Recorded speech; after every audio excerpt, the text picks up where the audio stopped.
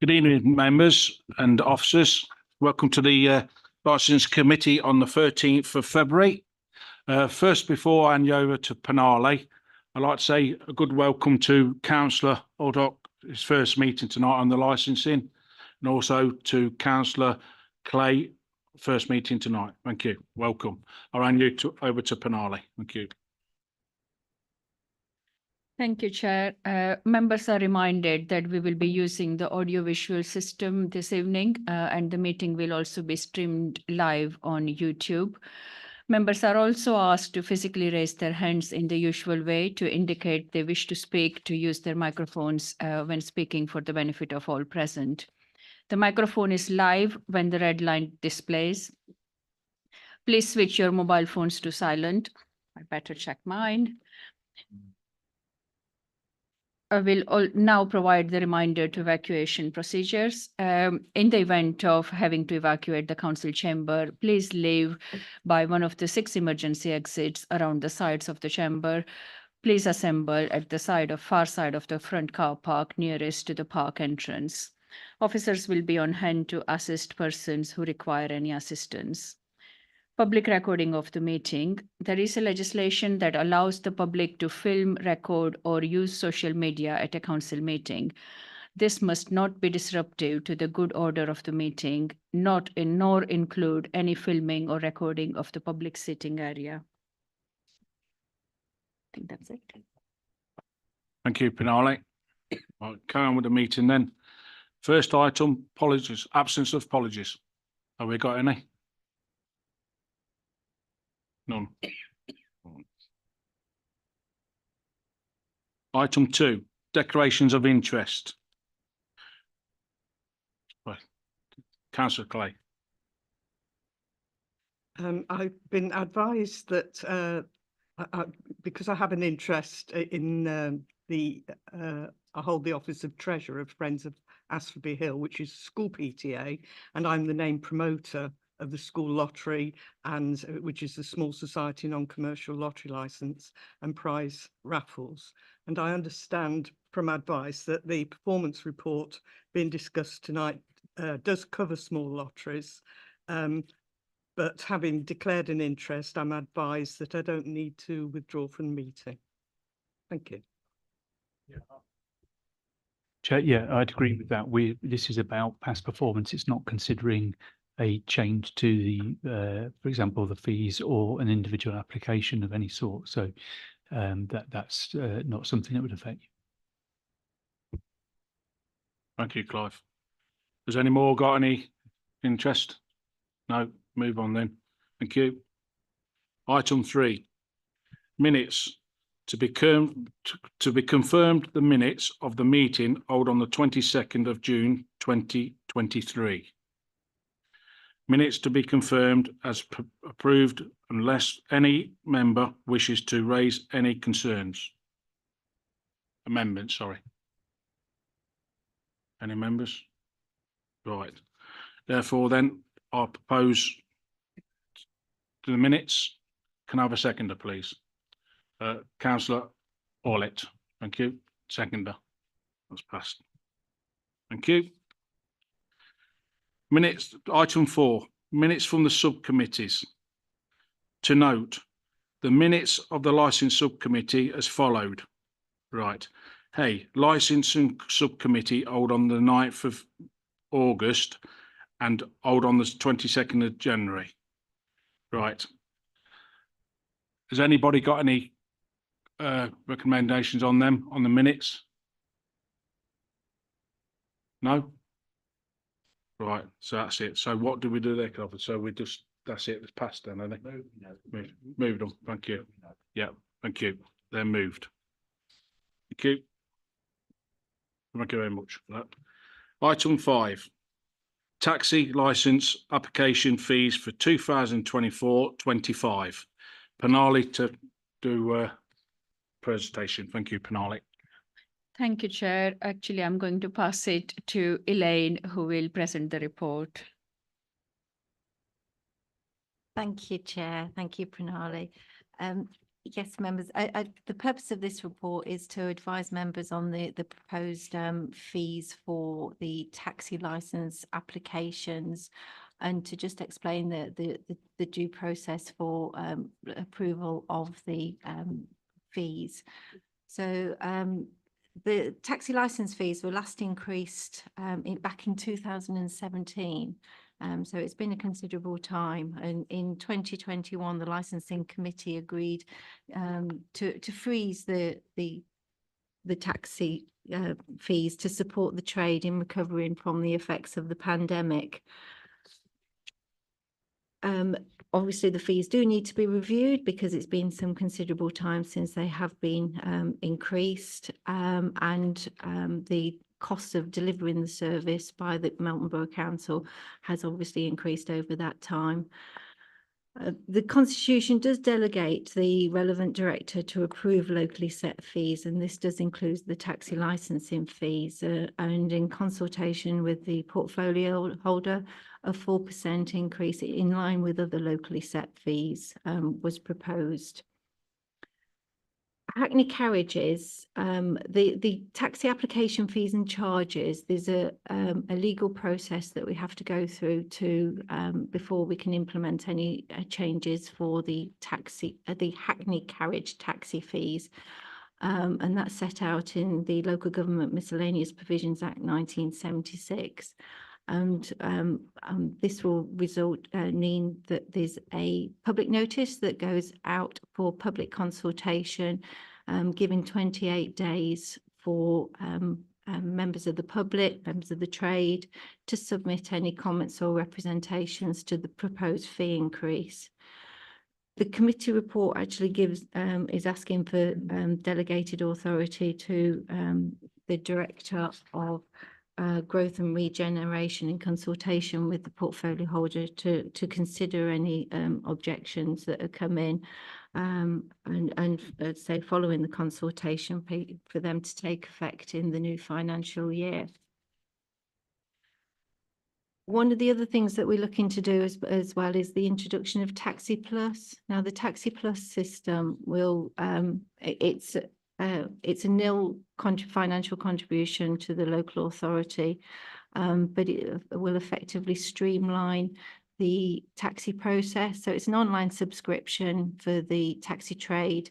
In the current taxi policy, there is a requirement for an online subscription, but it will actually make the DBS, the disclosure, I don't know what DBS, the foreign service checks and the DVLA checks an awful lot more streamlined. What happens at the moment is that under the new statutory guidance for taxis, we have to do DBS checks every 6 months.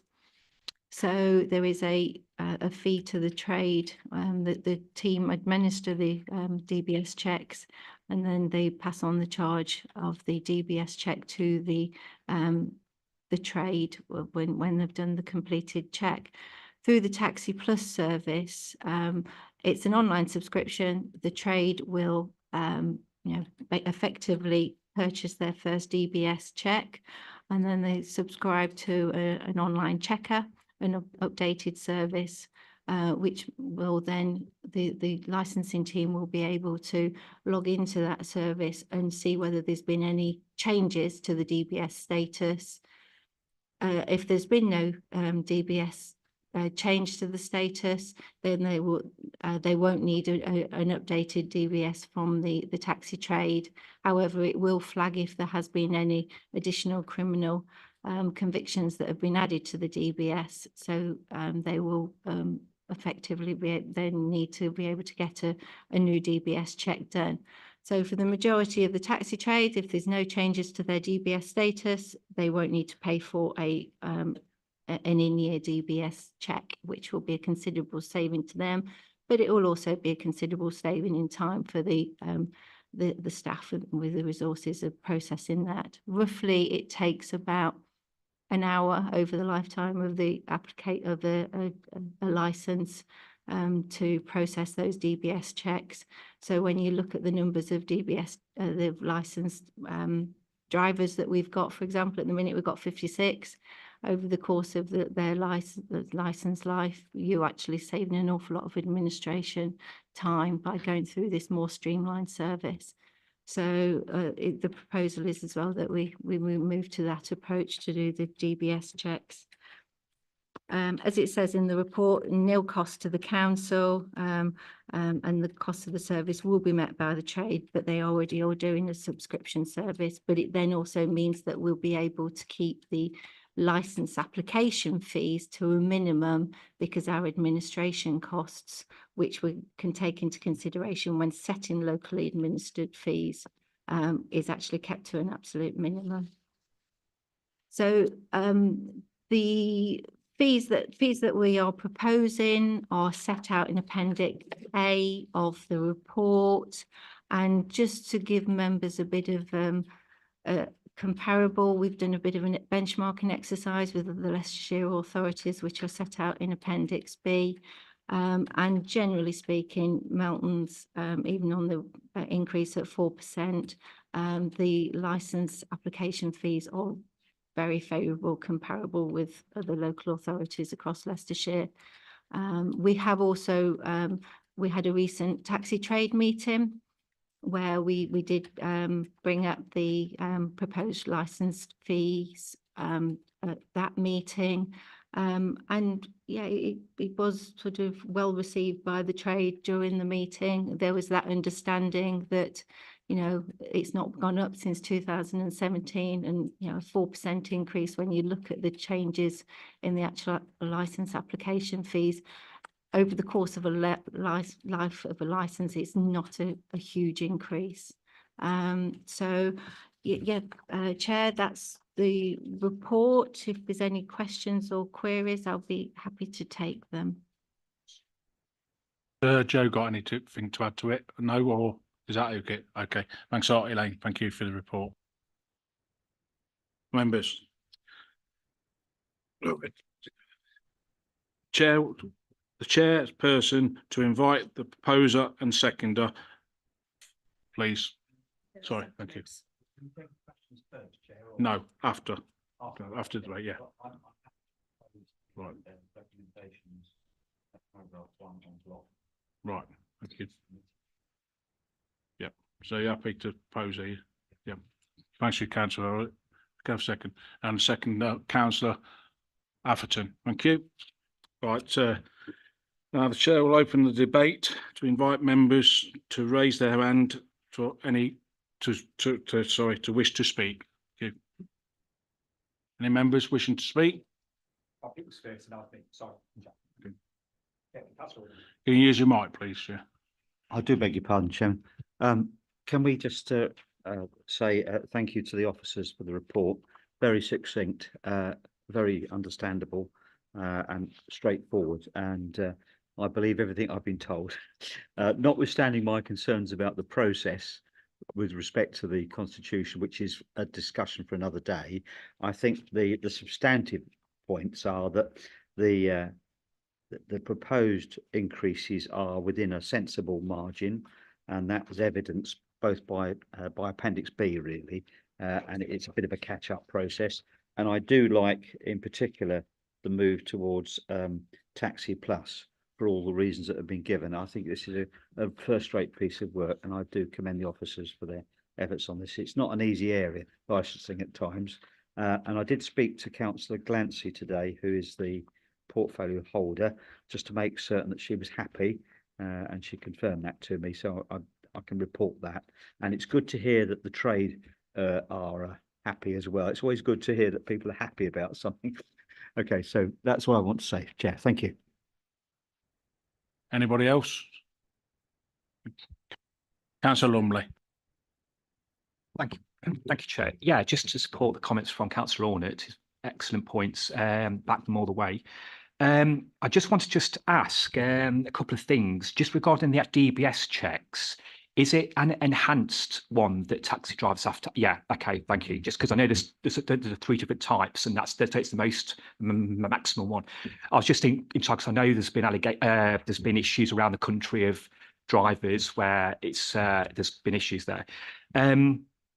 Could you just explain to us all again how often you have to have one again, just to confirm that? Just number 3. I know with sort of like Uber drivers, they are. I forgive me, I didn't bring this up in our briefing recently because I would have asked again. But just with Uber drivers, they have a slightly different way of driving taxis. Can you just tell all of us how that compares to others that are applying? Thank you. Can we come to that in a minute, Elaine, please? Is there any more members got any questions, please? No? Right.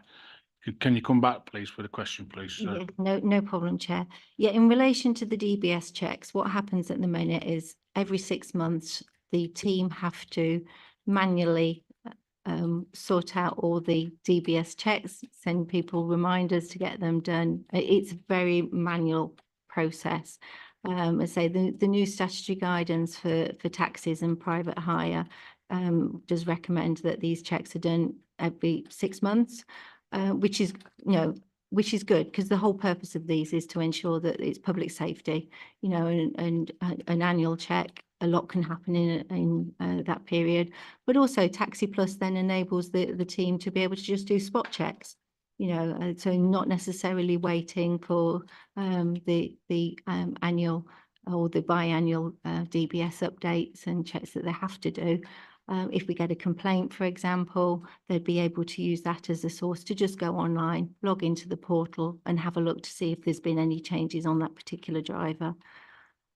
Your second question about Ubers. Ubers are classed as a private hire, so rather than a hackney carriage. So there's 2 different elements on taxis.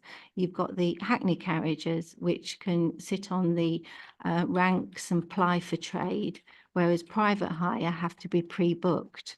So an Uber driver, even through the app, is pre-booking. So it is they will be a private hire operator that driver operates under, but ultimately, yeah, they are private hire rather than hackney. Does that answer your question? Yeah, I've just been looking recently, just from a question that I had from a member of the public. Do they have to go?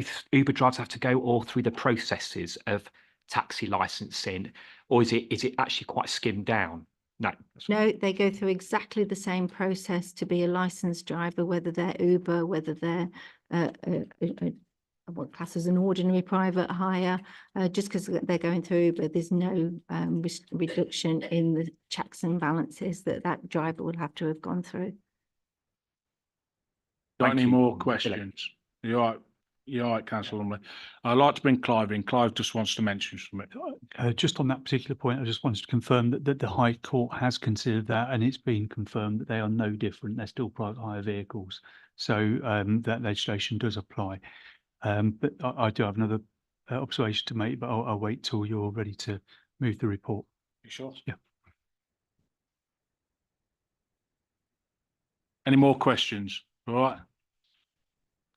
Okay, to move the report then. Can we please go to the vote, please? Sorry. If you are ready to move the report, then I do want to Right. advise further. Sorry. Chair, it's just come to my attention from the comments that Councillor Allnut made, and I apologise because I didn't spot this when the report was being prepared. But one of the recommendations in the report is that if I just go back to the wording, that delegated authority is given to the Director of Growth and Regeneration in consultation with the portfolio holder to resolve any objections received following the consultation of the proposed taxi licence application fees. That would need to be amended because the setting of taxi licence fees is a non-executive function, and that means that it's not something that falls within Cabinet. So if member consultation was required, the normal, more appropriate approach would be to consult with the chair and spokesperson for this committee, being the parent committee. And I apologise for not spotting that before, otherwise I'd have put a bit more detail in there. So the only thing that would need changing, if the committee see it being appropriate would be to amend that from portfolio holder to committee chair and spokesperson. But it may be something you want to discuss further, and obviously I don't want to push you exactly into that course of action without having that chance to debate it further. Thanks for that, Clive, for the update on that. Thank you very much. Are we okay to move that then? Sorry, I'll let Councillor Orlick. Thank you. I gather the officers advising us that the wording is incorrect and it ought to be corrected. Is that correct? That what in which case, if that is the case, as the mover of the motion, I'm happy to accept that wording into the motion, if that's helpful. Thanks, sir. Rather than an amendment. Can we have the seconder okay with that? Right, thank you.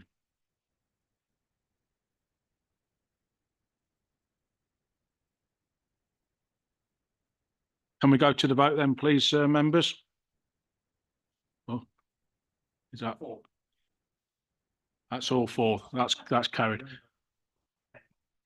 That's carried. Thank you, members.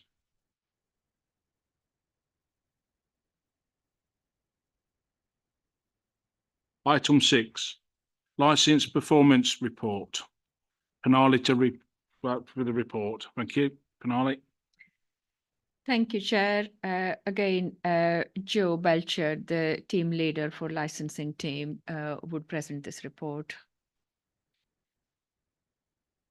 Thank you, Chair Penali. So the report, hopefully, in the packs everyone's seen, it's a licensing report. It's been brought to committee. It's for the first 6 months of 23-24. So it's for the 1st of April until the end of September 2024. 2023, sorry, I'm getting ahead of myself there, aren't I? It's the second time the report's been brought in this format that's been used for the committee. The report has previous performance figures for full years for reference, but we say please note the last ones are just for the 6 months. And a full year report will be brought to the committee following the end of the financial year as well. The purpose of the report is to keep members up to date with the work that the licensing team has carried out and the processing performance figures as well. I don't propose to read through the report in depth because there's a lot of figures in there, but if I just pick out a few sort of pertinent points. In total, in the 6-month period of the report, 370 licenses were dealt with, and the average time to process those were 7.6 days. Licensing covers a range of areas. The main overarching principle is public safety and welfare. The team in the period that's been reported on was made up of 1 full-time equivalent business compliance officer, and that post is made up of 2 part-time officers, 1 licensing enforcement officer and 1 licensing technician. The areas covered include taxes, alcohol and entertainment, gambling premises, animal welfare, charity collections, small lotteries, invasive treatments, caravan and camping, houses in multiple occupation, and a range of other licensing activities. Following the previous report that was taken to committee last June or September in 23, quite a lot of work has been ongoing on the database to look at how we process the data and how data is recovered. So there are some changes in some of the figures that are a result of this. The main one being it now records the time from the complete application being received. So just to go through some of the pertinent points. So for taxis, there are currently 56 licensed drivers and 7 private hire operators licensed by Melton. The time for processing a private hire vehicle has reduced significantly in this report to 2.05 days. But that's one of the main changes because it now records from the completed license being applied for, whereas before we had quite a length of time where maybe information hadn't been sent in and it wasn't the full complete application made. Looking at alcohol and entertainment licenses, the time to process the premises license has increased slightly on the report, but this was largely due to 2 applications. one of which was due to public consultation period. If those two anomalies were, those two were taken out, then the time reduced significantly back down to sort of the previous times. The number of 10, that's 10, so temporary event notification applications was slightly higher in that 6-month period. We put that down to, that was within the coronation period, so we had quite a few applications for sort of temporary events for sort of parties and celebrations within that period. We did report on the licensing audit, and again, ongoing works are still going ahead following the audit.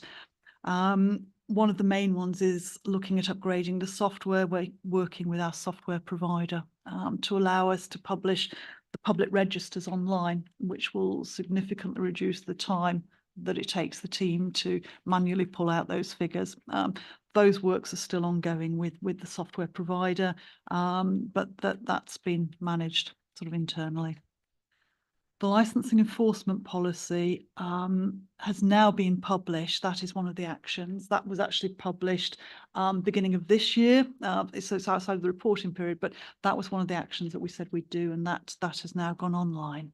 And a monthly report is now being produced by the revenues team on debtors that's been sent to the team, and that's been actioned as well on a monthly basis. Following the licensing enforcement policy, policy procedure notes have been produced. And also the licensing enforcement policy sets prioritisation and looks at the setting of key performance indicators. So at the moment, works are ongoing with corporate strategy to look going forward on the key performance indicators that the licensing team will be reporting on. And going forward, one question I'd like to ask the committee is the format of the report something that you're happy with? Is there information on there that you would like to be reported on that we're not reporting on, or any comments on the actual performance report? But if that's all right, I'll put that time back to yourself, Jen. Thank you. Thanks, Jo, for that. Very good report. Thank you. Like we said in pre-meeting, very good report. Thanks for your hard work and your officers. Thank you very much. The chair invites a proposer and seconder for the, what's that saying, please, Clive? Recommendation, please. I'll propose to move the recommendation. A seconder, please. Can you put your mic on, please? Second. Thank you, Councillor Lumley. He seconds the motion. What? But then do we ask questions after we've noted it?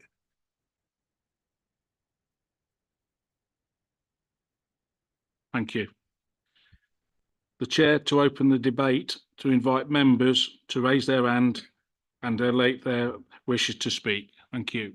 Any members wishing to speak? Thank you. Councillor Pritchett. Thank you. I found both reports very good tonight, and over the last couple of years I've found the reports of very high standard, and there have been a lot longer reports. Some of them needed to be longer, and I've never asked a question because the reports are that good, and I don't know whether the people, we've had some very short meetings with very few questions because the reports are that good. I'm very pleased with these. Just two questions. You talked about debtors. I think this one's come up before.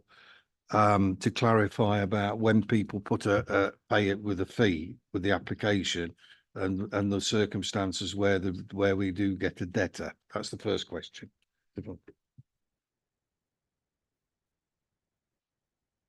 So, I mean, a lot of the applications we wouldn't, well, let's say, obviously animal welfare, a fee is due when the application is made.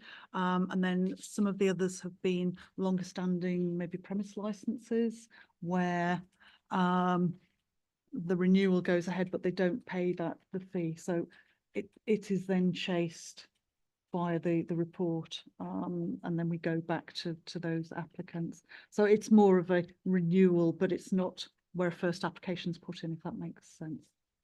Can there not be a penalty that if you don't pay your renewals void. As Yeah, ultimately, non-payment of an annual fee for a license could mean that the license is actually revoked. So the team would obviously engage with the person who's not paid, but ultimately there are conditions that you could revoke the license for non-payment. Hold on, Don. Hold on, Don.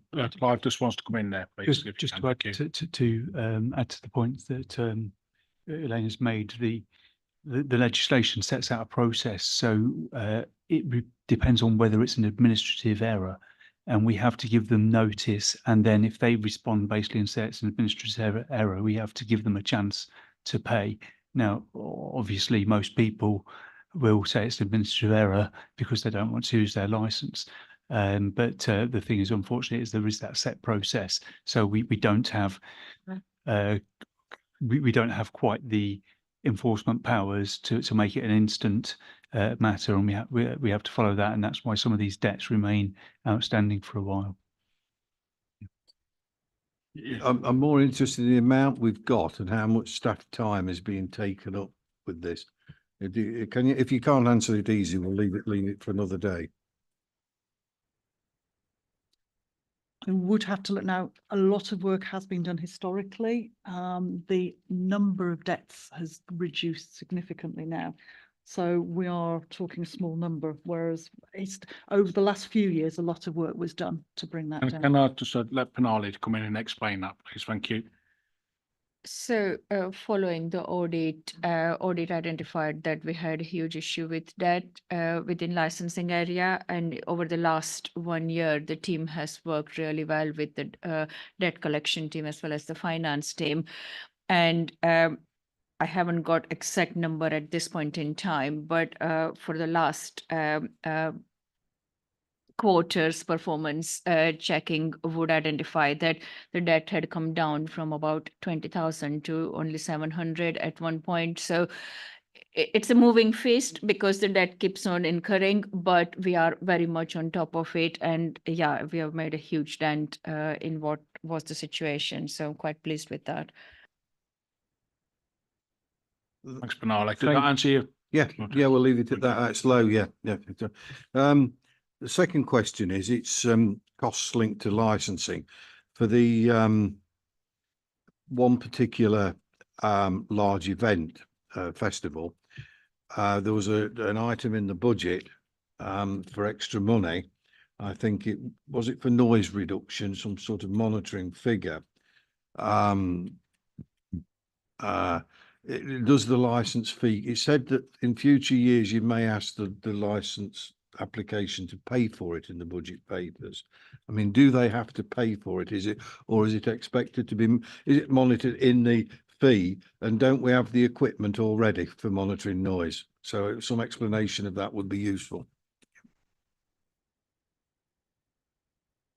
The annual fees are set based on the size of the premises or the event. So for the event that you're referring to, Joe will probably know more what the license application fee or the annual renewal, but It's the equipment, and why have we got to buy equipment or spend money? Don't we already have it, or couldn't we borrow it? we've got noise equipment because of the quite specialist nature of monitoring for events like this.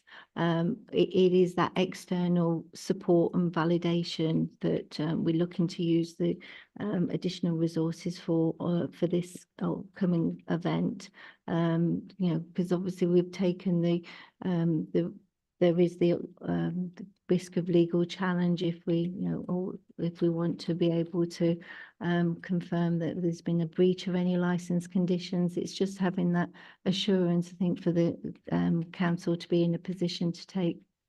Thank you very much for that explanation. And I'm sure, sorry, I've just finished. I'm sure that after last year, what the local public raised, they'll be pleased with this.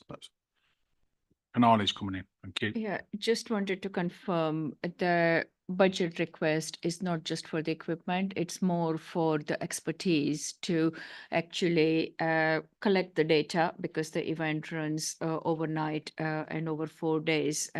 So to help collect the data at the right locations, but also interpret that information to make sure that we enforce the conditions at the correct time. So it was a mixed ask for equipment, expertise, and help with actually collecting the data on site. Is this what happens at things like download, the same process? Is that what happens? Yes, and we are also seeking support from other councils. So Northwest Leicestershire or Charnwood, wherever they are arranging this kind of or managing large events. So we are using their expertise to inform our judgments. Yeah. Councillor Orlick, come in. Thank you. Chair, thank you. Just a piece of information. After the difficulties that were encountered this year, that particular event, the Cabinet discussed this at great length, because we felt that while the council was operating correctly and officers were doing everything that was expected of them, nevertheless, the local community still had an unnecessarily large impact. And we discussed the notion that event holders should pay a bit more to support the monitoring of the event. But we felt that as we were coming up quickly to an event this year, we ought to put a budget figure in to plug the gap, but that we would need to do a piece of work in readiness for the year after to get it on a better even keel, because there's clearly something not quite right here, and the officers were under a great strain and actually doing a lot of extra work, and for which we thank them. It was a very difficult time, and because there was a particular event there that was very difficult, but outside of the control of our officers completely. And we felt they shouldn't be blamed for, as it were, for what other people were not doing correctly. So I hope, as a licensing committee, you'll keep badgering the Cabinet on this one, because we do need to keep an eye on this. It's for those who are affected by it, it is not very nice. Thank you. Thank you, Chair. Thank you, members. Is any more members want to say anything? No, thank you. Right. The chair to move the vote on the recommendations, please. Everyone for? That's everybody. That's carried. Thank you. Thank you very much. Item 7, urgent business. Well, I've got no urgent business to bring in. All I've got to say, thank you, members, for coming. All I say, and thank you very much for the officers on the report. Very good, very good. Tell the officers from me, very good. Thank you very much. Thank you, Penali. Thank you, Clive, for tonight. Thank you, members. I will close the meeting at 7:05. Thank you very much.